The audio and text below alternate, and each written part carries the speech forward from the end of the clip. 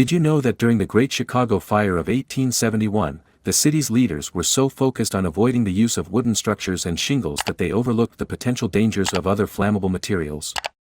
This extreme negative bias towards wooden structures led to the use of other materials that were not well tested and not necessarily fireproof, because the main goal was to avoid using wooden structures. Unfortunately, these new materials still contributed to the spread of an intense fire, ultimately leading to the widespread destruction of the city. This is an example of how a negative bias towards one aspect can lead people to overlook other important factors and contribute to a catastrophic event. Negativity bias is a psychological phenomenon where humans tend to focus more on negative experiences or information rather than positive ones. This bias can affect our decision-making, relationships, and overall well-being. Let's dive deeper into this fascinating concept and learn more about why negativity bias occurs, its effects, and how you can overcome it. Hey Rational Rebels! Welcome to the arena of reason, the very place we train our minds to spot cognitive pitfalls. This is Chris from Critical Conditioning, where we strive for cognitive precision and free our minds from that mental prison. Today, we're delving into the negativity bias, an intriguing psychological phenomenon that highlights our tendency to pay more attention to and remember negative experiences and information over positive ones. We'll explore why our brains are wired this way and how understanding the bias can help us make more balanced decisions. Before we dive into this captivating topic, remember to hit that like button, subscribe to our channel, and ring the notification bell to stay updated with our mind-strengthening content. If you find our podcast valuable, consider supporting us through PayPal using the link in the description. Your support helps us continue our mission of promoting rational thinking. Also, please share this episode with someone you know who might be interested in understanding the negativity bias. Let's share knowledge together. Let's get started. There have been numerous studies conducted on negativity bias, and two of them stand out as concrete examples of this phenomenon in action. The first study, conducted by researchers Baumeister, Bratslavsky, Finkenauer, and Voss in 2001, found that negative events, emotions, and information had a stronger impact on individuals than positive ones. They concluded that this bias could be an evolutionary adaptation, as focusing on potential threats or dangers would have increased our ancestors' chances of survival. Another study, conducted by Rosen and Roisman in 2001, explored the concept of negativity dominance. The researchers found that negative experiences, such as losing money or receiving criticism, had a more significant impact on people's judgments and decisions than equivalent positive experiences, like gaining money or receiving praise.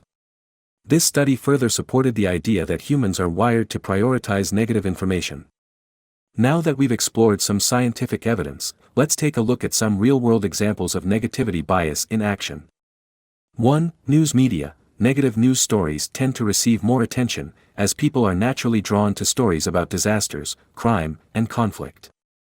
2. Politics. Negative campaign ads are often more effective than positive ones, as they focus on a candidate's flaws and evoke strong emotions in voters. 3. Social media. People are more likely to share and engage with posts that evoke negative emotions, such as anger or sadness, rather than those that evoke positive emotions. 4. Product reviews. Consumers are more likely to write reviews about negative experiences with products or services than positive ones, leading to a skewed perception of a product's overall quality. 5. Memory. Individuals tend to remember negative events more vividly and for a longer period than positive ones, which can impact our overall sense of well-being. 6. Relationships. In romantic relationships, negative interactions or conflicts can have a more significant impact on relationship satisfaction than positive experiences. 7. Job performance. Employees often focus more on negative feedback from their supervisors rather than positive feedback, which can influence their motivation and job satisfaction. Now that we've seen some examples of negativity bias in action, let's discuss how you can spot it and avoid falling victim to it. To spot negativity bias, pay attention to your thoughts and emotions, especially when you're processing information or making decisions. Ask yourself if you're giving more weight to negative information than positive and if this bias is affecting your judgment. To avoid falling victim to negativity bias, try the following strategies.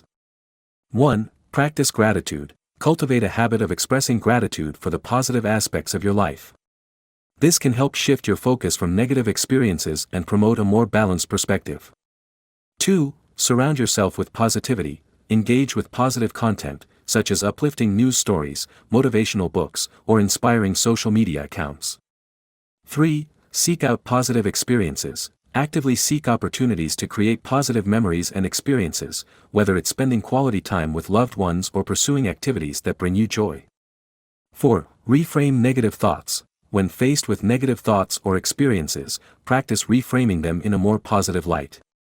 This can help you see challenges as opportunities for growth and learning. 5. Limit exposure to negative stimuli.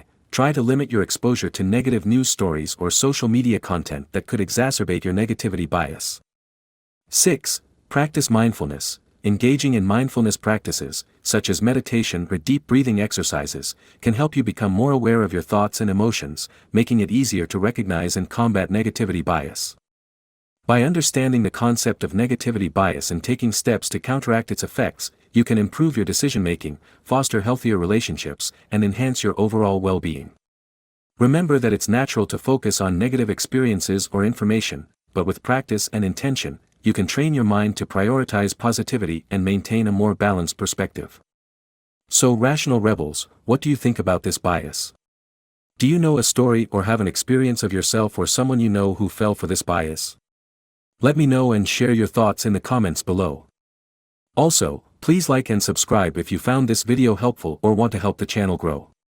Hit the bell to not miss anything and share the video to spread awareness or send it to someone who could benefit from this episode. Please consider making a donation via the PayPal link in the description. Your support means the world to me and helps create more critical thinkers in this world. Keep your mind sharp, subscribe to become a rational rebel, until the next time we meet in the arena of reason. This is Chris from Critical Conditioning, signing off.